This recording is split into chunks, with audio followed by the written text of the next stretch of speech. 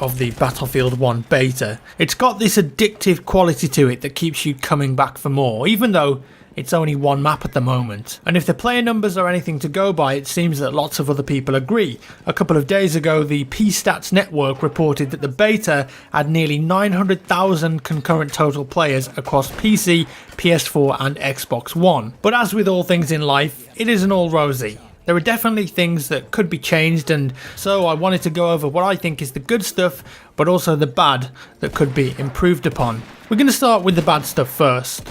Let's get this one out of the way, the legacy bugs. Yes, this beta build is probably a couple of months old, and some of the bugs may have already been fixed, but the glitchiness of the Frostbite engine remains in the BF1 open beta. Bodies and animations whacking out, glitching, corpses floating, having to vault up an object 6 times before you actually make it, floating debris, cars exploding when you hit a small rock at 5 miles an hour.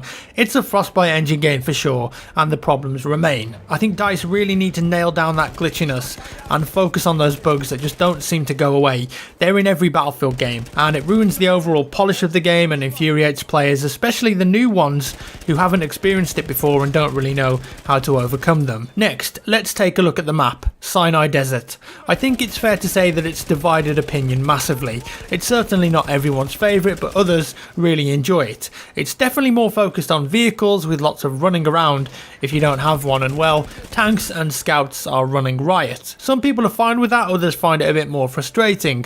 I would say I'm somewhere in between at the moment. I do think there needs to be a bit more cover though, moving between some of the flags, especially towards A and B. Then of course there's the E flag, which, well, it's a long way away from the action and most people will just never go there. If you don't have a vehicle, you stand a good chance of either getting sniped on the way there or on the way back. Of course, running into a tank is also going to be a very bad day for you. Now there is a caveat to this. The E flag can actually be capped from the air with a plane. The problem is though that the radius in which it can be capped is pretty small for a plane, so it doesn't have much in the way of maneuverability. It just kind of has to loop around and around. If the flag isn't moved closer to the action, which I think would be a lot better for the map, then it would be great if they made the cap radius a lot bigger to capture from the air, and also higher up if that's even possible. It would be awesome to see 2 planes dogfighting over the flag to take control of it. If it was well known that E was mostly an air contested flag, then I think more people would be fine with that. Also, I'd potentially move the Tank Hunter Elite pickup from E to a more central location, bringing that class into the action a bit more. The player spawns are a bit of an issue as well. I noticed this on St. Quentin Scar 2 from the alpha, so it's not just limited to Sinai Desert. The spawns for the flags can sometimes be way out in the open, and you're spawning without cover and you don't really have a chance, especially if you're spawning on, say, the B flag. Let's give an example. You're on B, you die defending it and then respawn on it before it's capped. You then come back in again and spawn in the desert, and you've got to run across open ground to get back to the flag just to get shot by the guys who are using the cover that's provided from the flag. This happened on St. Quentin Scar as well, like I said, and I think a bit more time and care needs to be taken when thinking about these spawn locations. Either that or provide more cover. Another qualm I have with this map, the weather, the sandstorm.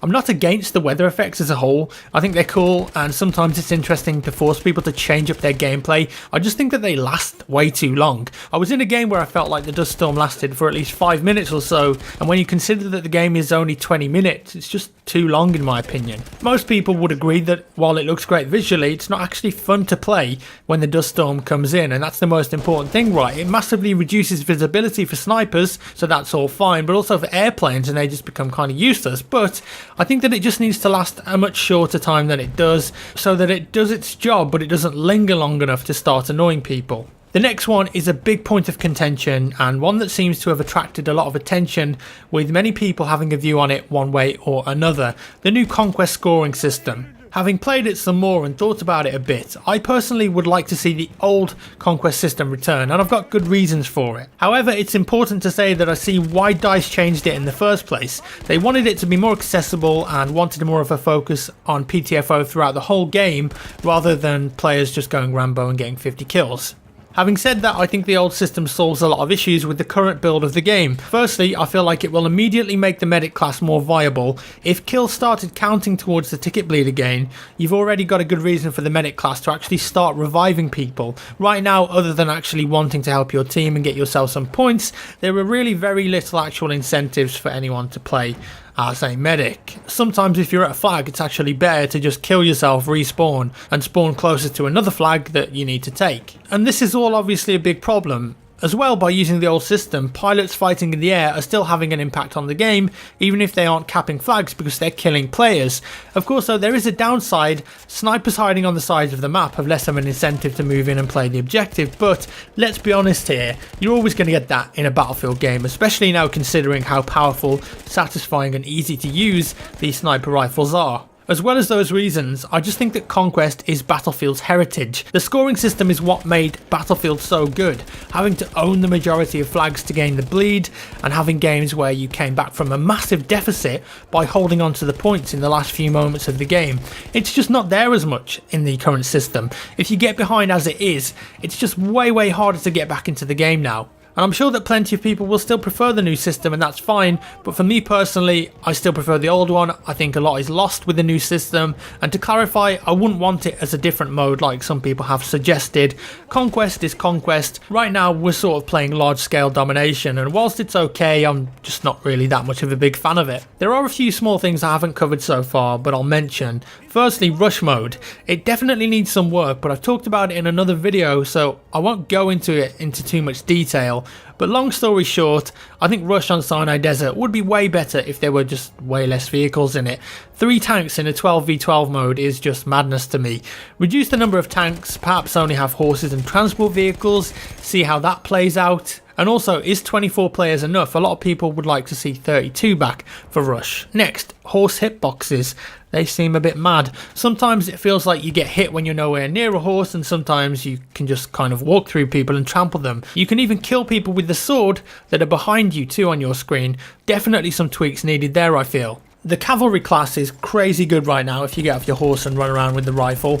You get extra armor, ammo packs, health packs, a rifle that will 2-shot body shot and also 1-hit kill headshot. It's definitely OP, but don't worry though, judging from Twitter, it isn't going to be like that at launch. Nor will the FT-17 light tank. Alan Kurtz, one of the lead devs on the game, actually tweeted, "Enjoy it while it lasts because it's going to get a nerf." I don't think tanks in general are OP though, just to chime in on this. I think there's a plethora of ways to damage them and interrupt the repair cycle. K-bullets, AT grenades, mines, rocket guns, stationary cannon emplacements, planes, horses, other tanks, normal grenades, light anti-tank grenades, the tank hunter class, etc, etc. People just don't know how to fight tanks yet and aren't even trying. The anti-tank gadgets and tools are in the game, it's just a case of people needing to play more and learn how to use them correctly. And also the map is incredibly open, so naturally tanks are going to dominate you if you're out in the wider areas with less cover. Lastly, the bayonet charge. I think it's a bit cheesy at times. I feel that people are getting the hang of it now and it can be a little annoying.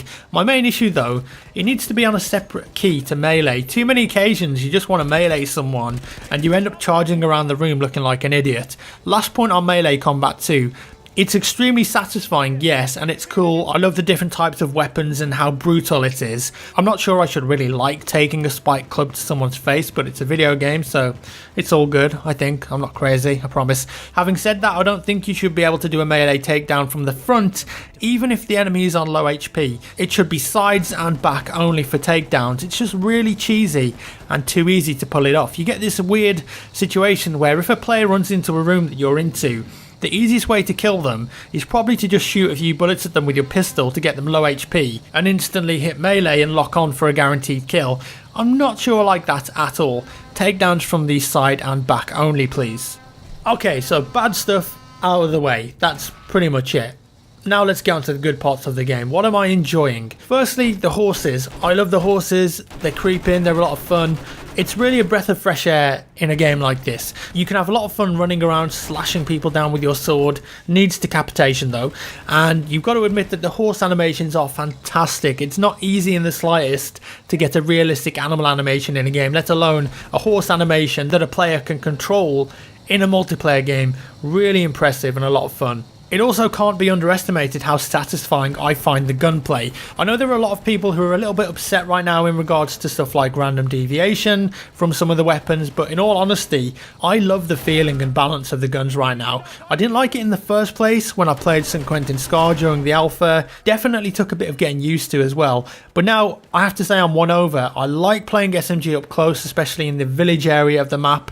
The medic guns have a real satisfaction to them, in my opinion, especially the Salpslader M1916. That thing's an absolute beast. It reminds me of the SKS from Battlefield 3 when it was good. Then of course we've got the scout gameplay. I think everyone knows exactly how satisfying that is. The sound when you get a headshot, or even just the sound that the guns make when you fire, the reload animations. It's just got something that's lacking in a lot of other games. It's just got that meatiness. The only issue I see with the gun balance is potentially the support class. There are a few fun weapons in there that can be useful, especially like the Lewis gun or the Madsen, but I don't see that many people playing support or throwing ammo around. Support needs an effective anti-tank gadget as well though. Yes, they're going to have mortars in the final game, but maybe that's not enough and something that's going to have to be looked at. The airplane combat, also fantastic, actual dogfights now. I enjoy flying in a Battlefield game again. No lock-on bullshit, no flares or ECM. It's just you're playing your gunner, if you have one, your maneuvers and your skill. That's going to allow you to come out on top, and it's incredibly fun and old school.